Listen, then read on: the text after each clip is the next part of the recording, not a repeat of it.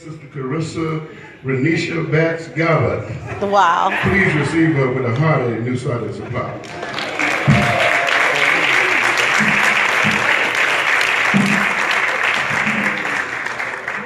Thank you, Daddy.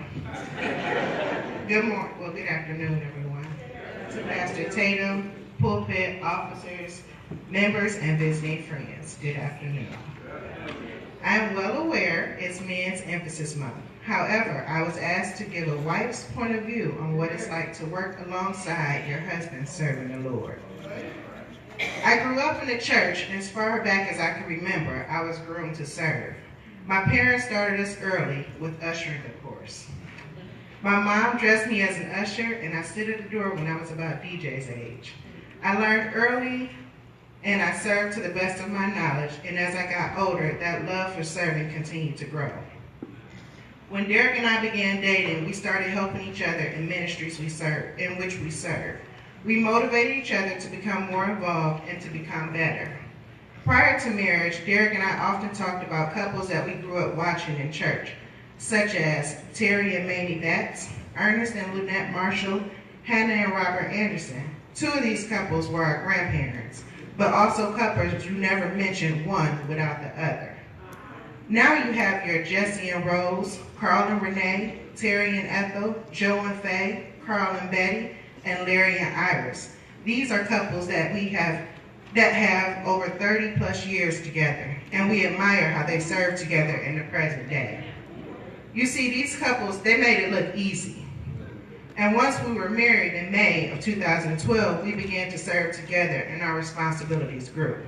First with supervising the junior ushers, secondly when Derek became the president of the men's ministry, and together on the bulletin board and marriage ministry, which we're working on this one, and it will make a comeback. But no matter where we're serving, we are doing it together or supporting from the sidelines. I will be truthful. I won't say this journey is easy. There are many times when I simply don't feel like talking about the number of ribs that come in the case. Or the next men's ministry event or outing. And likewise, I can see all over Derek's face when I tell him it's time to drive me to Columbus to get supplies for the bulletin board. Or when I tell him the kids and I will be matching on Sunday, and he usually knows that means to find something to wear in that same color family. We are human and we get tired, but that's okay. However, you can serve God and work for the kingdom. Marriage demonstrates two individual people becoming one for the rest of their lives while maintaining their individuality. In the concept of marriage, we complement each other, and the marriage is more of a mutual submission and teamwork. I often refer to us as Team GodBott, well, because Derek loves sports and sports terms, but also because this is how we operate. We are Team GodBott, and with God as the head. 1 Corinthians 11:3 says, "But I want you to understand that the head of every man is Christ, and the head of the wife is her husband, and the head of Christ is God." Each step we have made in our journey, we have grown in knowledge of God's word. The key to a successful biblical marriage involves both husband and wife fulfilling certain roles. Wives, submit to your husband as the Lord, and likewise, husbands, love your wife just as Christ loved the church. Ephesians 5:22-25.